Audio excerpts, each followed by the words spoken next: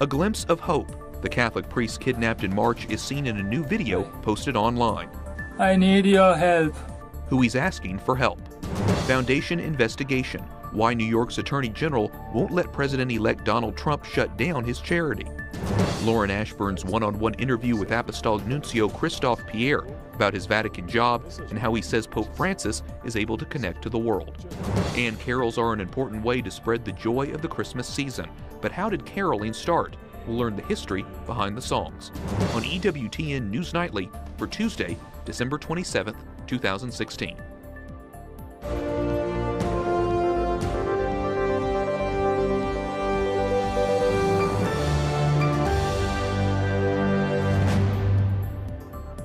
Because I was working for the Christian religion in the church, I was kidnapped.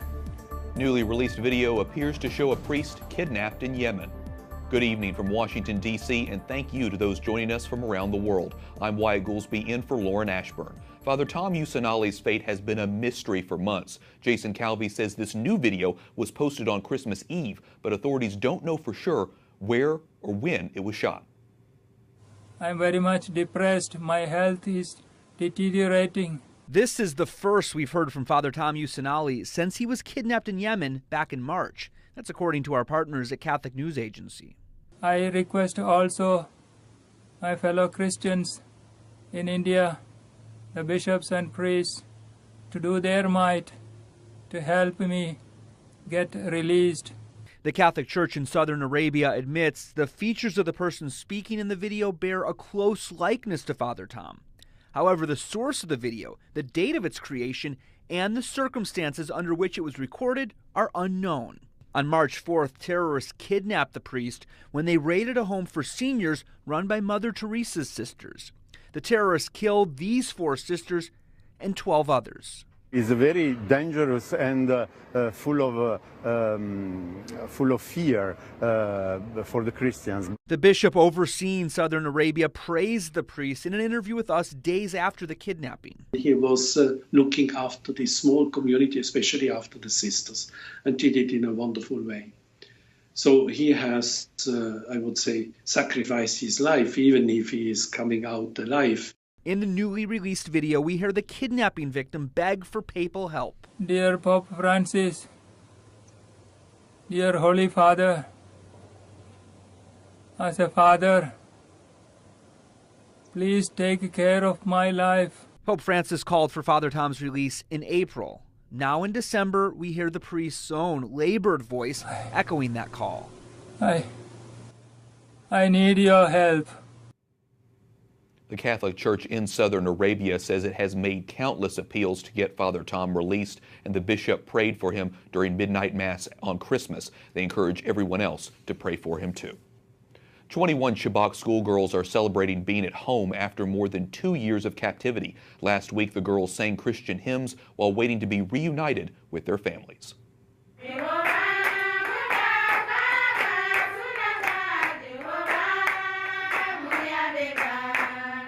The girls returned to Chibok, Nigeria on Christmas Eve, but were held at a legislator's house. The 21 girls were freed in October following negotiations with Boko Haram. About 200 girls remain captive. April will mark 3 years since they were kidnapped.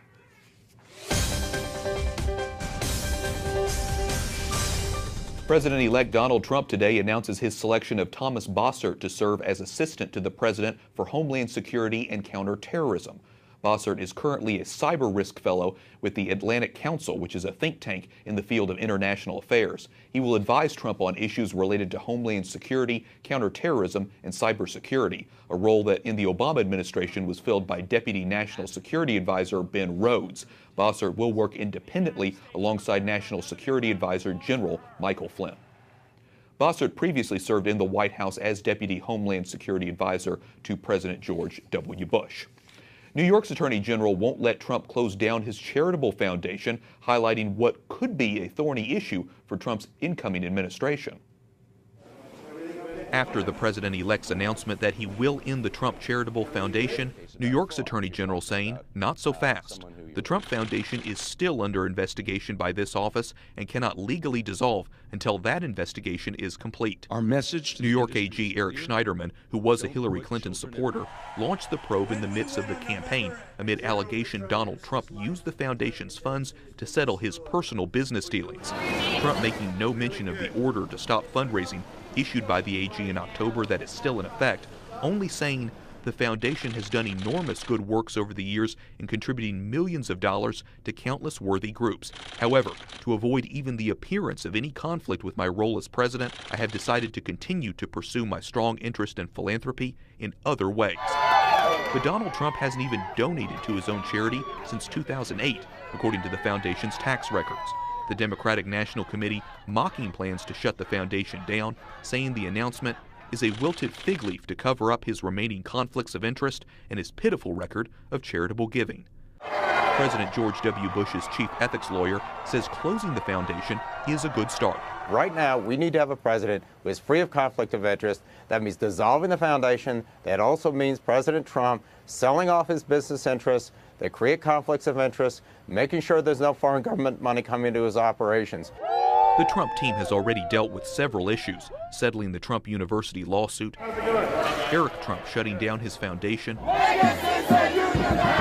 the Trump Organization recently dropped its battle with hotel workers in Las Vegas and D.C. over unionization, allowing the D.C. workers to hold a vote and agreeing to a 4-year contract with Vegas workers. But still no roadmap on how the president-elect will disentangle himself from his worldwide business empire.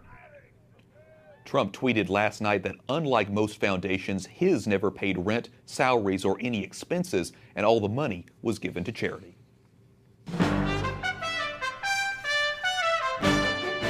Other stories our EWTN News Nightly team is covering in today's world. A sad day for Hollywood. Actress Carrie Fisher is dead at the age of 60. She had been in the hospital since Friday after suffering a heart attack on board a flight to Los Angeles. Fisher made her film debut in the 1975 Shampoo alongside Warren Beatty, but she's best known for her role as Princess Leia in the original Star Wars. She's survived by her daughter, brother, and mother, actress Debbie Reynolds. Russian investigators say they have found the flight recorder from this weekend's deadly plane crash in the Black Sea. The box was found a mile from shore this morning. All 92 people, including dozens of singers from Russia's world-famous military choir, are believed to have died. It's not clear what caused the crash. Pope Francis asked for prayers for the victims of the military plane crash. Speaking to thousands in St. Peter's Square yesterday, the Holy Father expressed his strong condolences to the Russian people. President Obama and Japan's Prime Minister Shinzo Abe visit the Pearl Harbor Memorial today. The stop is just part of Abe's visit to Hawaii. He visited several memorial sites Monday before today's trip to the USS Arizona Memorial. The Japanese attack on Pearl Harbor killed 2,400 U.S. servicemen and civilians. Abe becomes the first sitting Japanese prime minister to visit the site. The Israeli government is doubling down on its public break with the Obama administration. Israel says it has information that Washington actively helped craft last week's UN resolution, which declared Israeli settlements illegal. It's a resolution which denies the fact that there is Israeli sovereignty over the Western Wall, one of our holiest sites, that Jews have prayed to for literally thousands of years. And this resolution actually calls that occupied Palestinian territory. That's outrageous. That is shameful. The U.S. usually protects Israel from international censure, but it abstained from Friday's vote, which allowed the resolution to pass. For the first time in 200 years, a menorah will be displayed in a prominent area at the University of Alabama. Joining us now is Bridget Lappert with Beckett Law, formerly the Beckett Fund for Religious Liberty. So, Bridget, you recently worked on a case in Alabama involving a menorah on a college campus. Tell us about that case. Sure. Well, for your viewers that don't know, Beckett Law is a nonprofit public interest law firm, and we defend religious liberty for people of all faiths. We like to say from A to Z, from Anglicans to Zoroastrians, and including members of the Jewish community. And over the past couple months, we had the opportunity to work with a Jewish student group at the University of Alabama, Roll Tide, We had the opportunity to work with them and to ensure that for the first time in 200 years, a menorah is going to be placed in a prominent location on the campus, and they're actually going to be having a menorah lighting ceremony on the 29th of December. And, what a beautiful example of how religious liberty and diversity can be not only embraced on a college campus, but all over this country. Why is it so important that different symbols from different religions are there side by side? We like to say that if one person's religious liberty can be threatened, all of our religious liberty can be threatened. If one group can be silenced, we all can be silenced. And thinking of the University of Alabama, every year they have a Christmas tree in the center of campus to celebrate Christmas. And this student group said, look, let's celebrate the rich faith traditions that we have here on campus. And as a complement to the Christmas tree, let's have this menorah. And, it's a great example of showing that religious liberty and diversity can be celebrated throughout the year, but also at the most wonderful time of year. Well, this sort of transitions next to my next question, because how can people of faith of different religions kind of work together to support each other's religious liberty?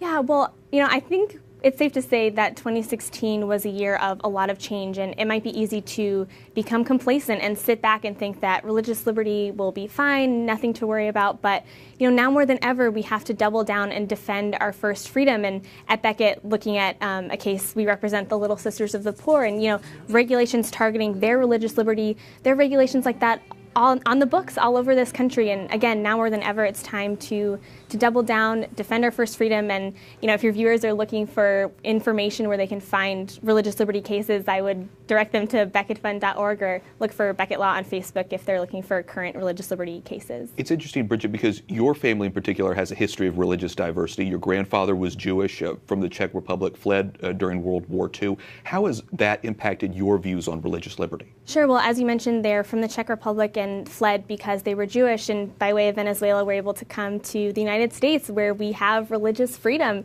and they were able to live out their faith freely. And that freedom actually led my father to become Catholic. He's now a Catholic deacon in the Diocese of Birmingham. So just seeing the opportunity that they had to come here where we have freedom really inspired me that, religious freedom is for all of us, and we should all have the opportunity to live out our faith in the public square. One last question. Your mother was a nurse and administered to Mother Angelica while she was dying. How did that sort of impact Mother Angelica had on her? Well, yeah, my mom is a nurse, and she had the opportunity to be one of the nurses with Mother in the final weeks that she was with us. And when I talked to my mom about that experience, she wells up with tears because it was such a moving experience for her and a huge blessing in her life that I know she really, really took to heart. Pretty incredible, pretty incredible. Well, it's always nice to talk with folks from Beckett Law. Bridget Lappert, Beckett Law, thanks so much for talking with us. Thanks for having me. Coming up, Lauren Ashburn's conversation with Archbishop Christophe Pierre, how the Vatican's ambassador to the United States defines his work. Plus, celebrating the Christmas octave, Dr. Chad Pecknold on the 8-day period, which includes the Feast of the Holy Family.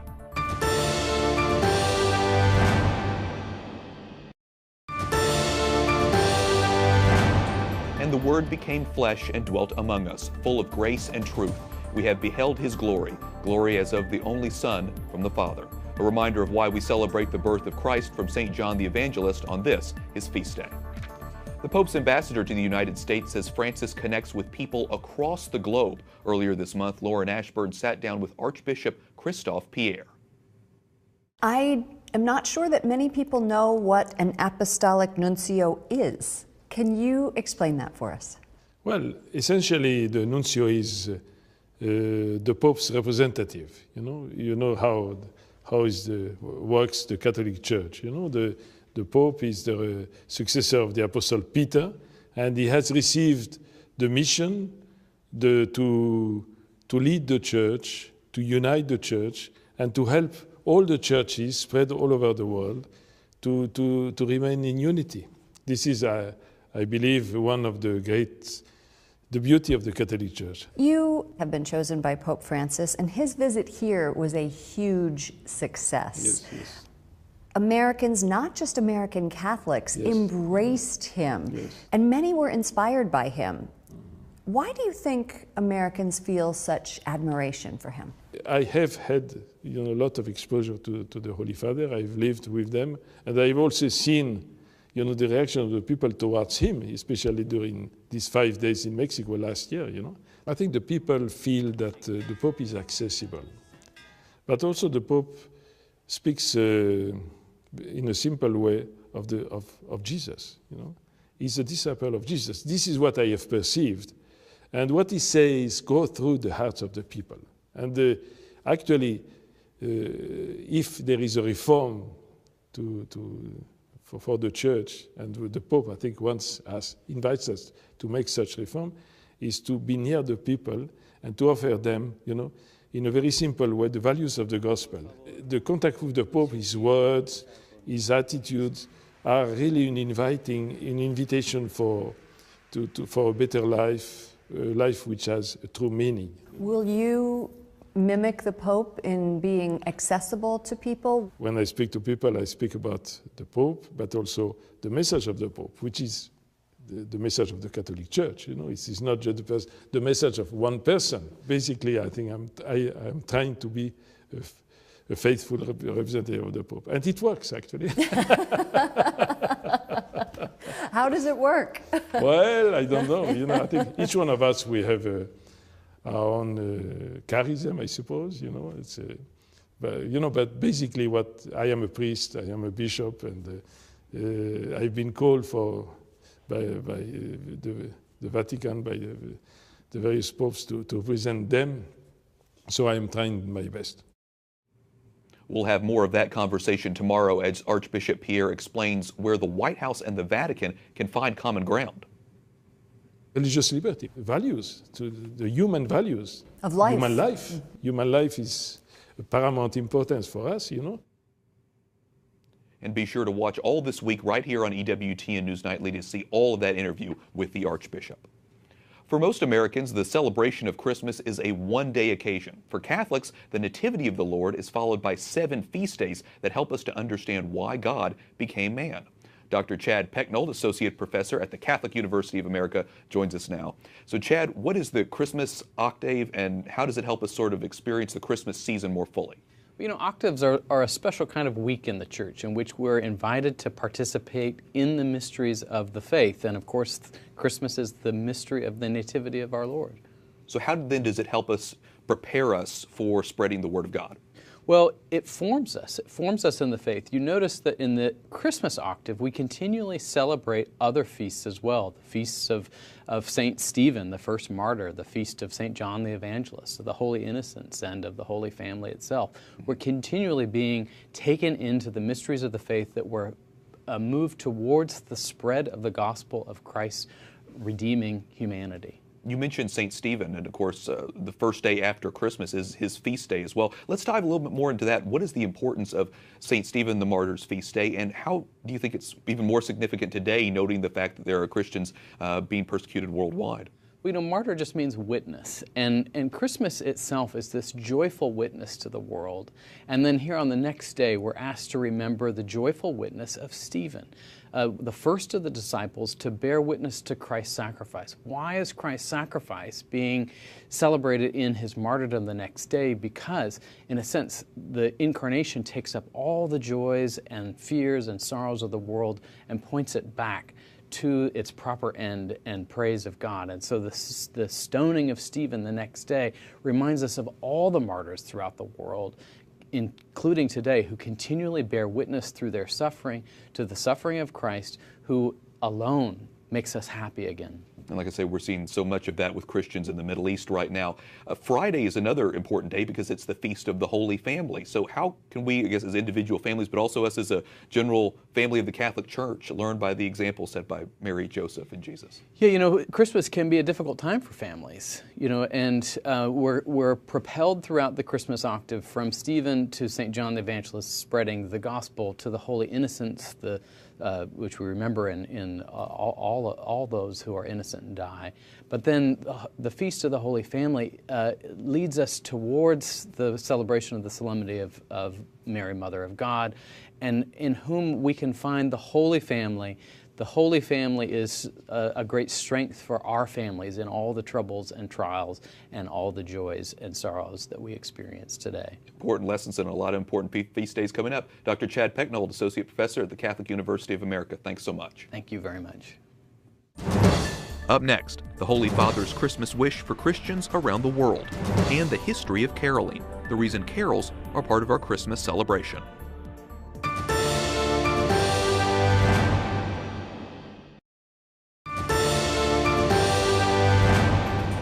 Pope Francis sends his wish of Christmas peace for people scarred by wars. Fino alla suprema prova del martirio. Victor frutto ventris tui, Jesus. During his annual Christmas message, Pope Francis says terrorism is causing fear and death in many cities and countries. The Holy Father pressed the international community for a solution to conflicts and urged Israelis and Palestinians to abandon hate.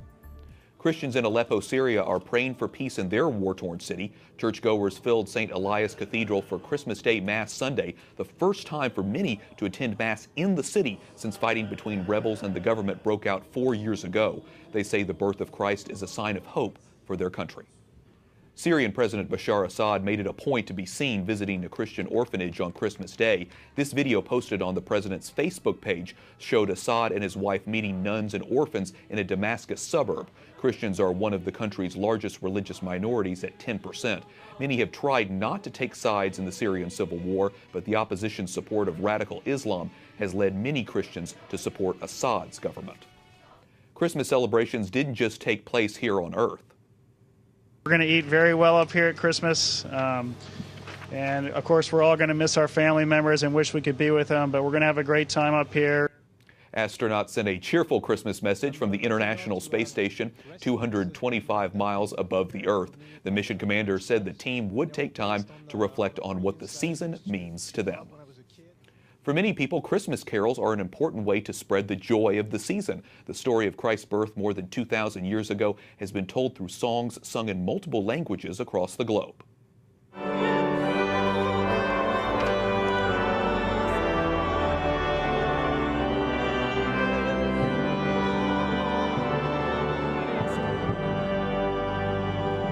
This music comes from the Christmas Mass at the Basilica of the National Shrine of the Immaculate Conception. Timothy McDonald, director of the Institute of Sacred Music at the Catholic University, joins us now. Tim, when did carols become part of the Christmas celebration? Christmas carols became a part of the world's observance of Christmas really in the 15th century. So we're talking the Middle Ages, and so it was mostly an English tradition. And so does the practice of caroling have its roots then specifically in Christmas, or does it have roots in other traditions as well? Interestingly, Christmas carols are one of a number of genres of carols that really are also mark other occasions. For instance, Corpus Christi, or even Passiontide. There were carol traditions that were attached to those holidays as well. For whatever reason, Christmas carols have sort of stood the test of time, and they remain the one body of carols that are still sung and celebrated. So then, are carols a uniquely Western tradition then, or is it kind of, obviously singing songs are present all over the world, but is caroling something that's spread or elsewhere? Well, Christmas carols obviously have grown up even in Asia and Africa since Christian missionaries have gone to those places, but primarily the idea of Christmas carols are a Western European tradition. They centered largely in England, but also in France, and then also in Spain as well. There's a large repertoire of specifically Christmas music, yes. Anything specific in the Eastern Rite? There's a large repertoire of choral music in the Eastern churches, but because the choral music is the only kind of music they have in the Eastern liturgies to a large extent, there's not much instrumental music or organ. The liturgy is the place where those musics reside. The carols, on the other hand, are more of a social reflection of the liturgical celebration. So they extend the celebration into the living room, into the banquet hall, into the court. Okay, so one last question then, because I want to specify the difference between Christmas carols and just hymns or Christmas hymns. That's a great question, because hymns, of course, some hymns some Christmas carols are hymns. Right. And those, of course, are always a sacred text, something like Silent Night or the First Noel. But many Christmas carols are purely celebratory, as things like the Boar's Head Carol, or even more commonly, Deck the Halls. There's no real allusion to the birth of Christ in those songs, yet they are part and parcel of the celebratory climate and nature of the feast throughout the world. Timothy McDonald, Director of the Institute of Sacred Music at the Catholic University of America, thanks so much for your insight. My pleasure. Thank you. And for all of us here at EWTN News Nightly, to all of you around the world, I'm Wyatt Goolsby. We'll see you back here again tomorrow. Good night and God bless.